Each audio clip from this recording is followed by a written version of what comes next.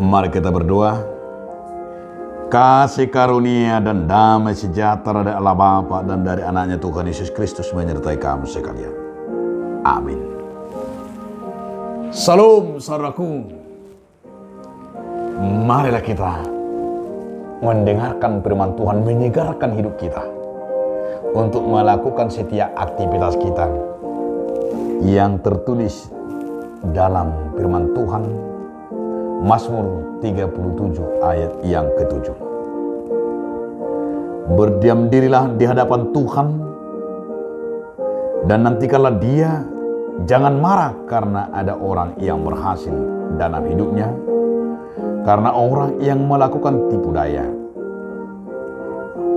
Pasal Jehovah jala ibana paimaima seunang mohok roham mida jolma namar dohar delana mida bawa silahun gete-gete.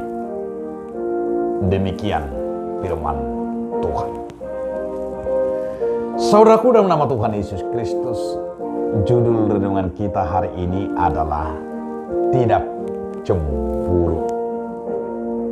Kita sering cemburu dan sering kita membanding-bandingkan diri kita dengan orang lain.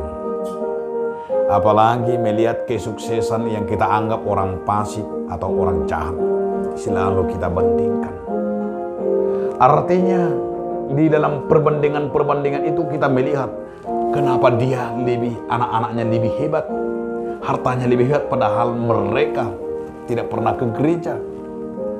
Padahal mereka sering menghujat, sering menghakimi, sering melakukan kejahatan. Kita yang baik, kita yang rajin ke gereja yang begini-begini saja.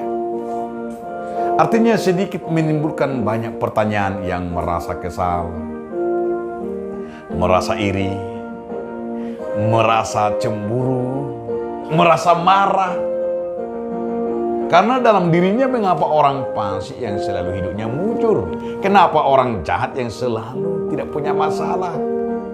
Kita yang selalu rajin mengikuti Tuhan yang sungguh-sungguh sering mengalami kemalangan, sering mengalami penderitaan sakit. Maka perhatikanlah firman Tuhan yang sungguh luar biasa. Yang luar biasa menyatakan kepada kita. Jika kita baca nanti di ayat 8 itu, sungguh menarik itu. Berhentilah marah dan berhentilah panas hati. Jangan cemburu. Jangan membawa-bawa kejahatan. Jangan sekali-sekali menganggap Tuhan itu tidak adil. Jangan memprotes Tuhan. Itu yang kita lihat di ayat 8. Jangan menganggap Tuhan itu tidak benar. Karena dengan kita melihat itu, kita membandingkan itu semuanya, sehingga kita protes, kita cemburu. Jika kita membiarkan rasa cemburu, rasa marah itu terus-menerus bertumbuh dalam diri kita, dalam hati kita, maka akan menimbulkan kekecewaan, kebencian, dan menghakimi, termasuk membalas yang kurang baik. Dan harus kita ketahui, saudaraku, hal inilah yang menjadi sebuah pengalaman rohani yang luar biasa yang harus kita tiru dari pemazmur. Agar kita jangan terpancing akan kejahatan itu, agar kita tidak terpancing oleh hal-hal yang demikian dengan kekesalan itu. Tetapi kita adalah jangan mau tergoda. Walaupun mereka sukses sehebat apapun itu, karena kita anggap itulah macam-macam. Namun yang perlu kita tekankan di sini, semuanya adalah atas dasar hidup takut akan Tuhan. Jangan diukur bahwa orang yang kaya, orang yang sukses, orang yang seperti itu menjadi orang yang sudah di dalam Tuhan. Tidak. Jangan kita anggap itulah ukuran iman.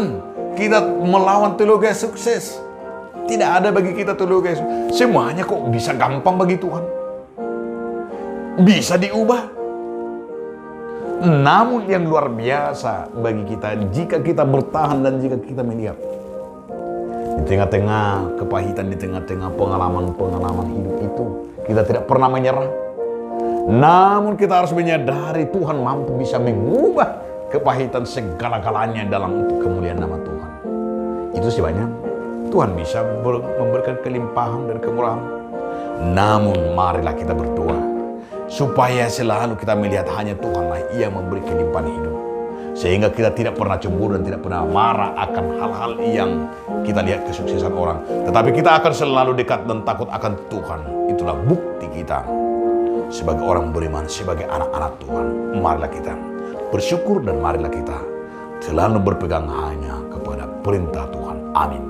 Terima kasih Tuhan atas firman mengingatkan kami agar kami Tuhan selalu taat dan takut akan firman-Mu. Dan biarlah kami Tuhan merasakan kuasa-Mu dalam hidup kami. Terima kasih Tuhan Yesus. Amin.